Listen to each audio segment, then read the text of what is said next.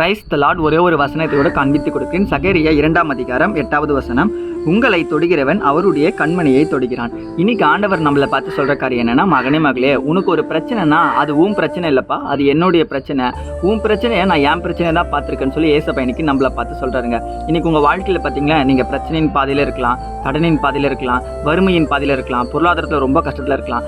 ஏன் இந்த பிரச்சனை எனக்கு வந்துச்சு, ஏன் இந்த கடன் எனக்கு வந்துச்சு, இந்த பாடு ஏன் எனக்கு வந்துச்சு, இதுலேருந்து எனக்கு விடுதலையே கிடையாதா, ஏசப்பா என்னை காப்பாற்றவே மாட்டாரா, நீங்கள் ஃபீல் பண்ணிக்கிட்டே இருக்கீங்களா? ஏசப்பா இன்னைக்கு உங்களை பார்த்து சொல்கிறாரு, மகனே மகளே, உனக்கு ஒரு பிரச்சனைனா அது என் பிரச்சனைப்பா, நான் பார்த்துக்கிறேன், நீ கவலைப்படாத, என்கிட்ட ஒப்புக்கொடுன்னு சொல்லி இன்னைக்கு ஏசப்பா உங்களை பார்த்தாங்க சொல்கிறாரு. உங்களுக்கு ஒரு பிரச்சனை அப்படின்னா நீங்கள் என்ன பண்ணுறீங்க, நிறைய மனுஷங்களை நாடி போகிறீங்க, அவங்க உதவி செய்யலைன்னா அப்புறம் தான் ஏசப்பா கிட்ட வரீங்க. ஆனால் ஏசப்பா சொல்கிறாரு, அவங்கெல்லாம் உன்னை ஏமாத்துறேன்னு தெரியுது இல்லை, மகனே மகளே, நீ என்னை தேடி வாமா, நான் உனக்கு உதவி செய்கிறேம்மா, யுத்தம் என்னுடையது, நீ சும்மா மட்டும்னு சொல்லி என் ஆண்டவர் இன்னைக்கு நம்மளை பார்த்தான்னு சொல்கிறாரு. சும்மா இருக்கிறதுனா என்ன பண்ணணும், வீட்டில் சாப்பிட்டு தூங்கலான்றாரா? கிடையாதுங்க. ஜெபத்திலையும் வேதவாசிலையும் அவரோடு கூட ஆவிக்குரிய ரிலேஷன்ஷிப் கரெக்டாக இருக்கும்போது நிச்சயமாக நம்ம வாழ்க்கையில் நம்ம நன்மையை பார்க்க போகிறோம்னு சொல்லி இன்னைக்கு ஆண்டவர் நம்மளை பார்த்தா சொல்கிறாரு.